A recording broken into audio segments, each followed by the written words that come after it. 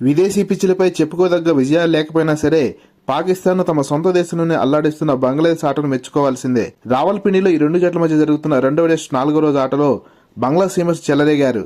Latest game plan తో బరిలో దిగిన బంగ్లాదేశ్ పాకిస్తాన్ బ్యాటర్స్ కు ముచ్చెమట్ల పట్టించింది. కేవలం 21 పరుగుల ఆధిక్యంతో 4వ రోజు ఆటను ఆరంభించిన పాకిస్తాన్ కు పరుగులు తప్పనిసరిగా రాబట్టాలి, లేకపోతే సిరీస్ కోల్పోయి ఘోరమైన రికార్డును మూటగట్టుకుంటుంది. ఇది గమనించిన బంగ్లా పేసర్స్ పాక్ బ్యాటర్స్ కు ఊరించే బంతులను ఆఫ్ సైడ్ వేస్తూ షాట్స్ ఆడేలా చేశారు. ఇక అంతే, బ్యాట్ కు దగ్గరగా వస్తున్న బంతులను ఆడటానికి ప్రయత్నం చేయడం, బంతి బంగ్లా ఫీల్డర్ చేతిలోకి వెళ్లడం చకచకా జరిగిపోయాయి. ముఖ్యంగా బంగ్లా యువ పేసర్స్ దాటికి పాక్ 81 పరుగులకి 6 వికెట్లు కోల్పోయి పీకల్లోతు కష్టాలకు వెళ్లిపోయింది.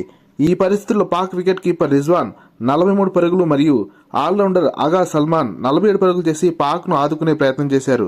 కానీ బంగ్లా యువ పేసర్ హసన్ మహమూద్ వేసిన ఒక సూపర్ డెలివరీకి రిజ్వాన్ అవుట్ అవడంతో పాక్ కోలుకోలేకపోయింది.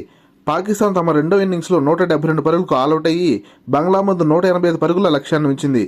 తన కెరీర్లో రెండో టెస్టు ఆడుతున్న బంగ్లా పేసర్ హసన్ మహమూద్ 5 వికెట్లు సాధించగా, మూడవ టెస్టు ఆడుతున్న 21 ఏళ్ల బంగ్లా సీమర్ నహీద్ రాణా 4 వికెట్లు పడగొట్టి పాక్ పతనాన్ని శాసించారు.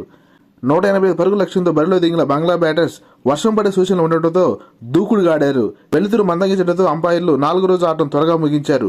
5వ రోజు ఆటలో పాకిస్తాన్ అద్భుతాలు చేసి ఓటమి నుంచి బయటపడుతుందో లేక బంగ్లాదేశ్ కు ఘన విజయాన్ని కట్టబెడుతుందో చూడాలి.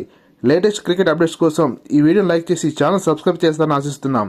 Thank you for watching.